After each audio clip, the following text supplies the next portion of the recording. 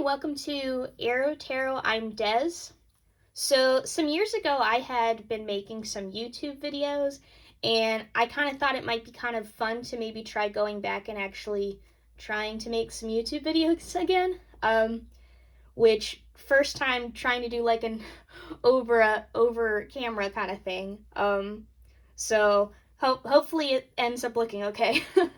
I did think it'd be kind of neat if the first video that I did coming back, though, was a walkthrough of my own deck that I had spent some years making, and just had so much fun making. And I'm really happy that there's other people that have also been enjoying it as much as I have. I had made this deck actually for myself, and sort of like for my brother too, since he really likes Merlin as well. Which this deck is a fan art deck of the show BBC Merlin, and it is called an Unofficial Merlin Tarot. And yeah, just as I was kind of posting photos of my process, there were people that were really liking it, and some people had asked like if you could buy the deck once it was done, and so I made it possible. I also make these bags that the deck comes in too. There's a blue version and a red version, which just has the colors flip-flopped. You always get a blue and a red, but one will be on the outside, one will be on the inside. So for the blue option, the blue's on the outside. I really like blue, so I ended up going with blue. Red's actually the most popular color. It is always a good thing that when I started this that I didn't just make so many bags to start off. I always make them to order because my goodness, people really like red. Red is by far way more popular than blue, but I just like blue, so mine's blue. And this copy of the deck is my own personal copy.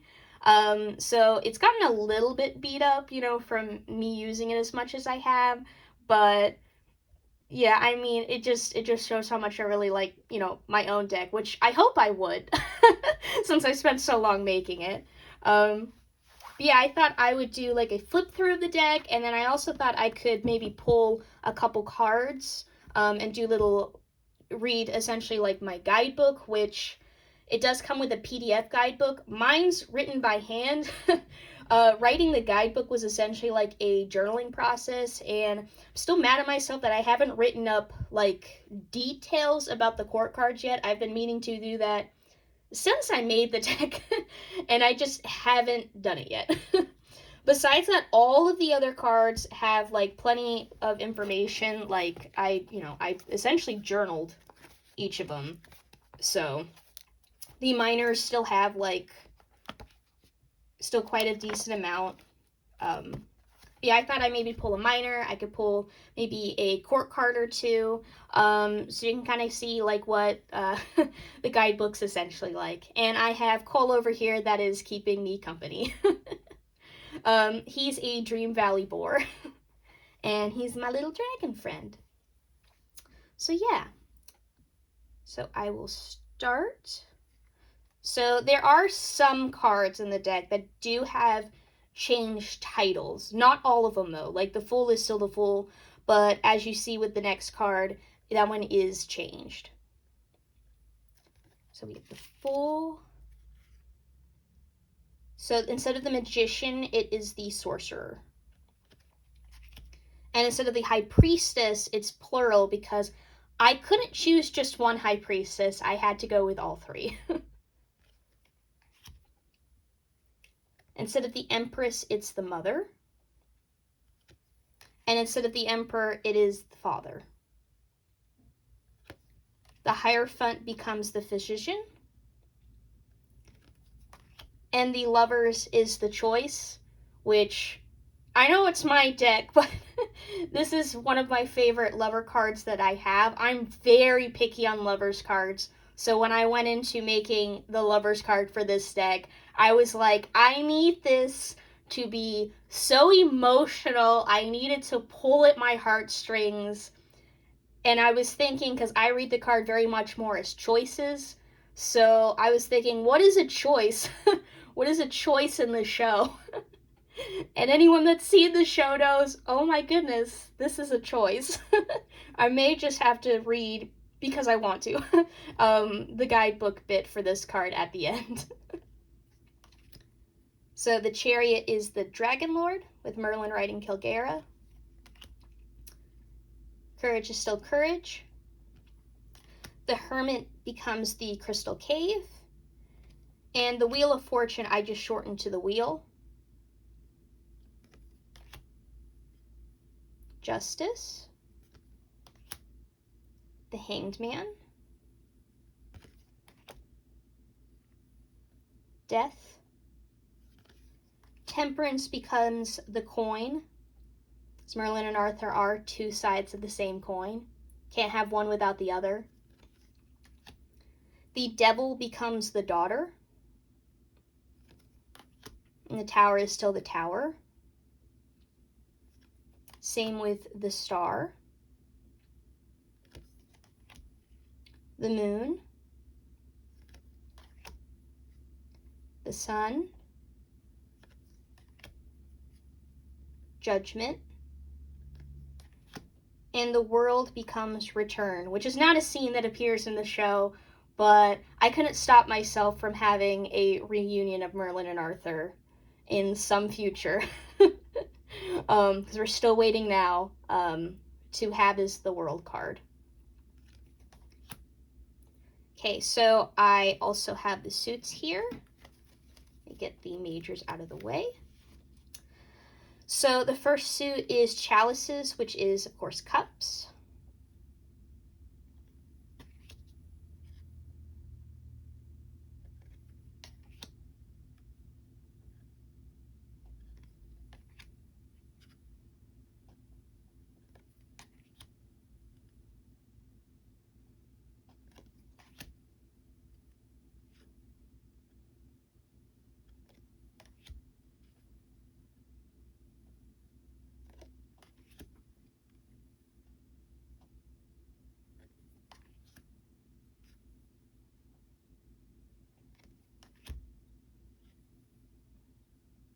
And for the court cards, I went with different titles for the court cards.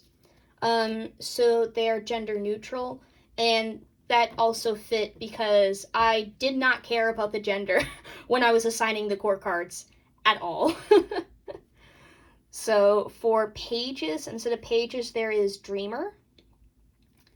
The knights are Explorer. Sage for the Queen.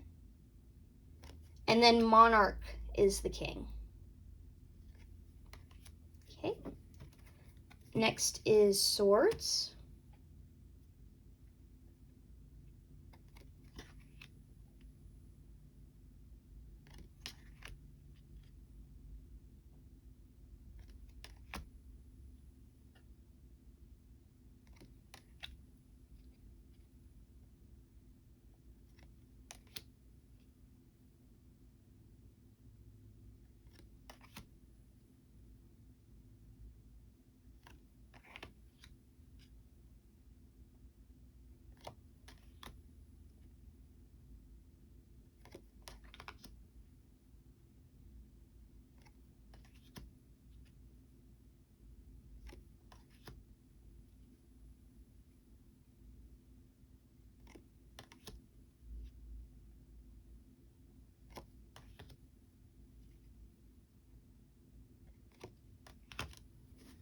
And then instead of wands, I went with torches.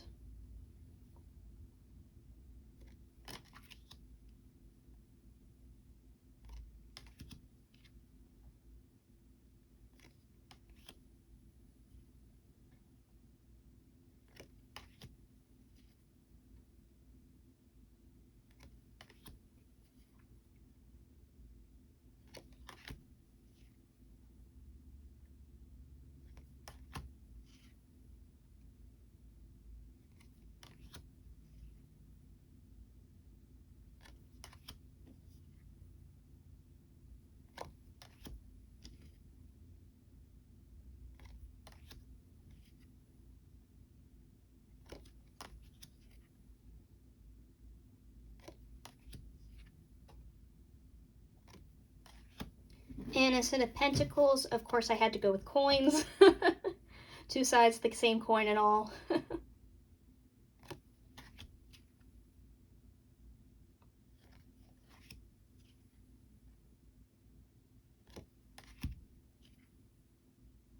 I know this one was probably one of the hardest ones that I painted. But I just had to have the goblin possessing Gaius for the 4 of coins. It was too funny to not include.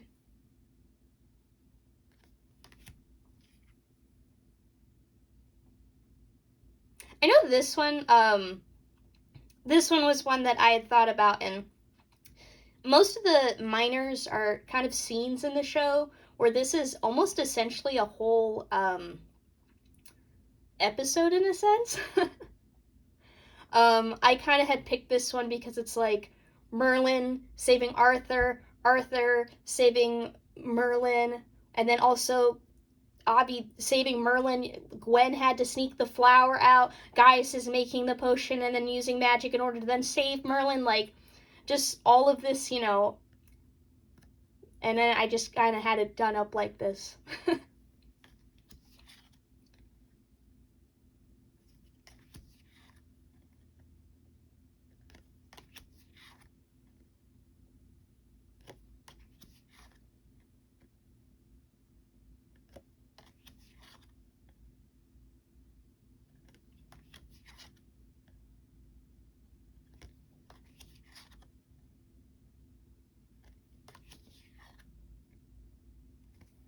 Okay, so I figured I'd maybe shuffle the deck, and then, like I said, pull a couple cards, and I may just read like what I wrote up for the lover anyway, as like an extra one. So I'll try to see what major comes up and what minor comes up.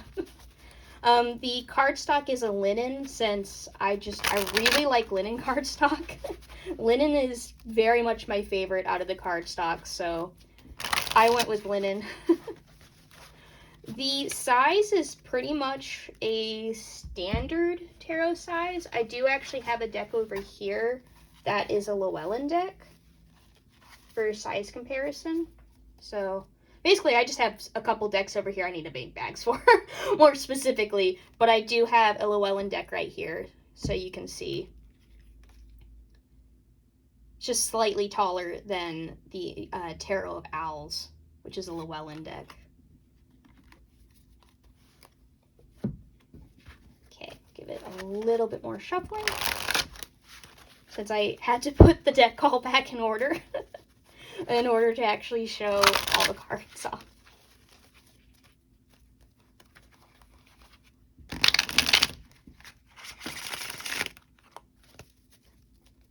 Okay, so let's see what comes up.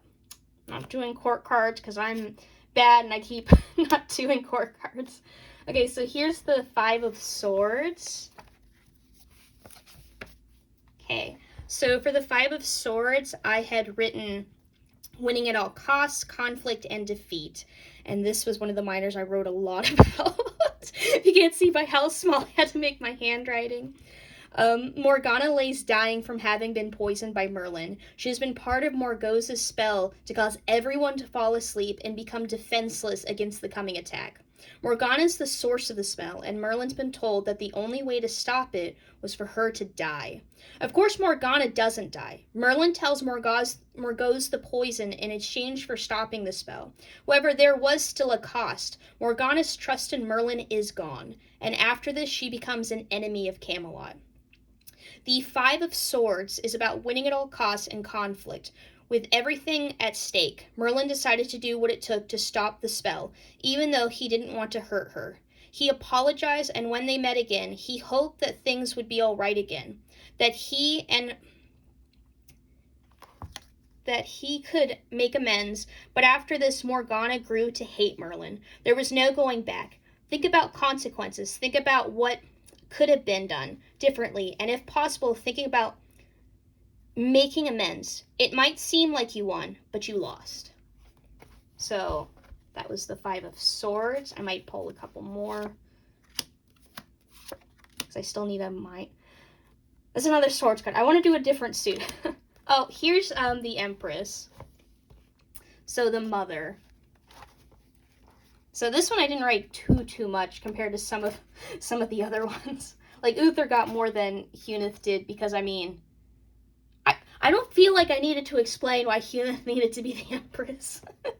So for the keywords I picked abundance, nurturing, beauty, nature, and creativity. With a smile on her face, Hunith stands with a basket of flowers outdoors. The sun is shining and the breeze is just right. All is well in Ealdor.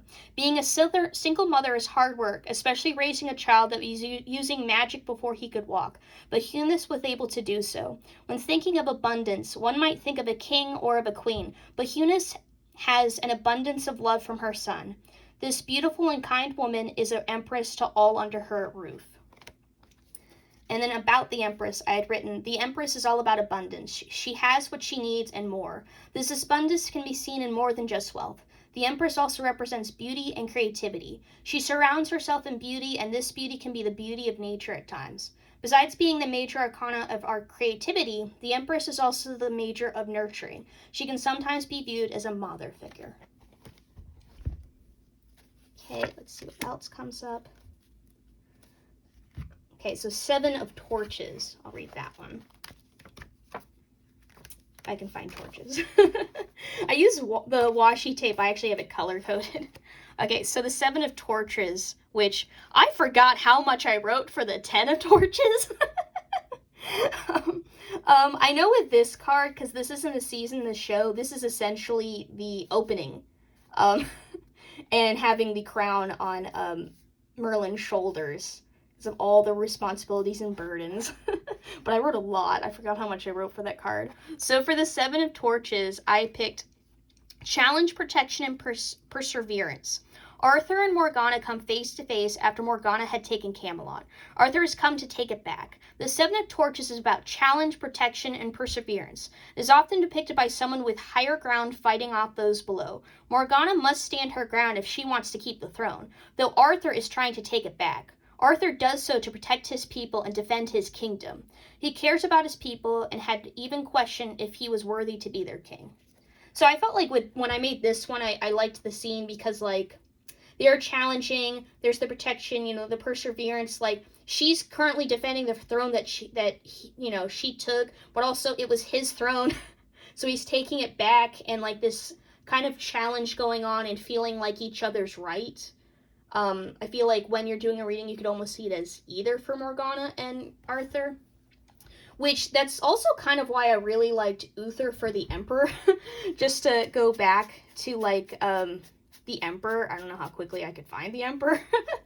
But for Uther for the Emperor, I really liked him. I feel like you'd immediately think maybe Arthur is the Emperor, but the reason I really liked Uther as the Emperor, which, I mean, I do like seeing the shadow of the Emperor, but that's why this one actually has a bit more.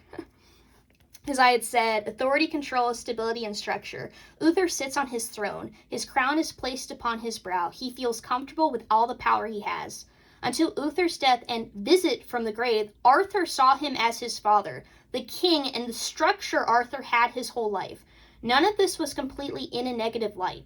Uther had his laws and ideas on how a kingdom should be run. Though Arthur didn't always agree and even disobeyed him at times, he still looked to his father until he finally saw who he really was and let him go. Merlin, on the other hand, saw Uther for who he was from the beginning. He saw the control Uther had over Arthur and the rest of the kingdom. Uther was a tyrant to the end, and Merlin could see it from the moment he stepped foot in Camelot.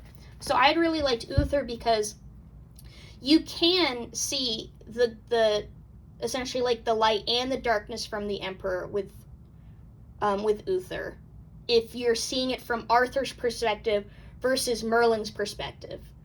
And that's why immediately I kind of had picked Uther for it. And I guess if I should at least do the lovers, like I said.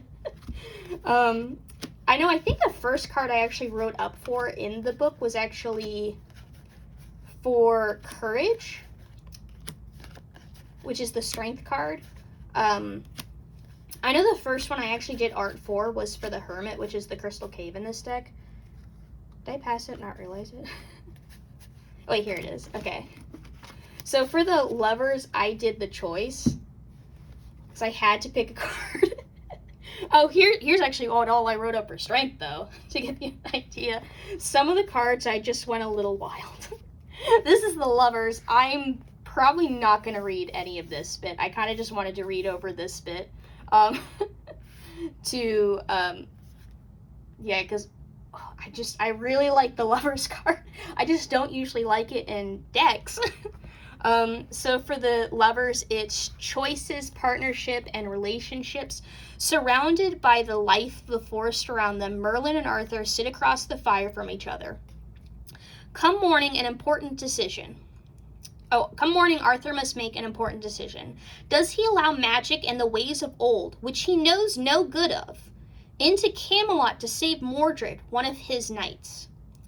Or does he refuse and let Mordred die? Here, though, during the night, Merlin is the one that must make a choice. With such a hard thing to think about, Arthur asks Merlin what he would do. Though Arthur teases and picks on Merlin, which Merlin does back, he values Merlin's input. This choice, though, is different for Merlin. Merlin has seen what is to come. For him, the decision is between finally getting to be himself, but Arthur's future executor lives, or never letting Arthur know him, but Arthur's dark fate is avoided. Merlin tears up, but he makes his choice. He chooses Arthur. Merlin and Arthur are two sides of the same coin. Their destinies are tied together, but the core of the show is their relationship. The two of them put their life on the line and even go far as to try. I don't know why I have this down here. My journal, what am I doing? Away at each other, it can be consuming. Oh, that goes over there, that's why. Sorry. And even goes too far to try to sacrifice themselves to save the other. Though they didn't start off as friends, far from it, their love grew and their relationship blossomed. They became more than just that coin, more than just a manservant and his king, and more than just Emrys protecting the once and future king. They became Merlin and Arthur, Arthur and Merlin, two friends whose partnership changed everything. Though it is worth noting the intensity of Merlin's protection. He becomes so wrapped up with destiny, but especially the want to protect Arthur, the fear of what he saw driving him further, that he neglects his own wishes. It consumes him. Merlin had the chance to start the gears turning for him, to no longer have to hide, but still he chose Arthur. So, it's very cool. So, yeah. I just wanted something like this scene. I remember when I watched it in the show for the first time, I may have thrown a pillow, not like at the screen or anything, like just like been like, no. Like down on the couch, like, no. Like, Merlin, no, it's a trick question. No. Because Avi with the show, like, Mordred still lives. They had said, like, Arthur's fate, he'd come to his fate if he didn't allow magic in Camelot, and his fate, is to die by Mordred's hand.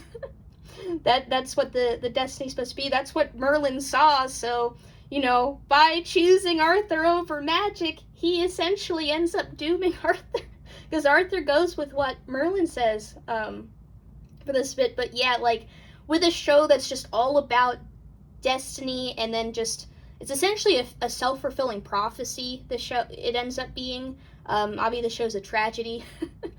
It does deviate from Arthurian legend multiple times, but still at the end of the day, it is an Arthurian retelling, and we all know Arthur's the once and future king. So, yeah, at this moment, though, Merlin had the choice, and he chose Arthur. So yeah, like, this is my Unofficial Merlin Tarot deck. I don't remember if I showed the backs off, so those are the backs. Yeah, if you watched the whole video, I guess thank you for watching. I will see what other videos I might do. I did think it might be kind of neat to maybe do something like a journal with me. I have gotten back into tarot journaling. I pretty much, making this deck, it wore me out. I made most of it in the span of like a school year. I was a permanent substitute, and in a school year, I was doing minimum 2 paintings a week. Sometimes, I was doing like 3 on some weeks. basically with the minors. The majors, I was taking my time. And then with the when I got to the minors, I was like, I want to have this deck made. I am feeling it, like it is going. And I was just in the groove. Like all my creative energy, all of my tarot energy went into making the deck. And then after that, obviously I only wanted to hang out with this deck too, which didn't help me with like tarot journaling. And I had stopped tarot journaling for, I think, probably might almost be 2 years at this point. So I'm back and I'm back hyperfixating on tarot, and so I started a new journal and a new way to journal, and I've been really liking it. I journaled last month, so I thought maybe I could have a video where I kind of show off how my journaling's gone, and then also maybe just have some videos where it's like journal with me, because I'm giving myself journal prompts instead of like, oh, I drew this card this day kind of thing, like how I did before. Like weekly readings kind of are just there for photos to kind of show which ones I did. If there's anything recurring, I'll put that in the wrap up at the end of the month. But more so, I'm kind of doing some of the things that I had wanted to do with one of my old journals, where I, for instance, journaled about characters and how I thought of tarot with that. Haven't done Merlin and Arthur yet. Feel like I may have too much to say when I draw them. I have a little envelope with names in the back of my journal. But I did journal about like 2 characters last month. I journaled about one of my BJD dolls. So essentially my OCs, because I thought that would be a fun thing to do too. I know maybe at 1 month we'll get to you, Cole. Oh no. But yeah. Again, thank you for watching. And I guess have a good day, have a good night, whatever the time is for you. So, bye.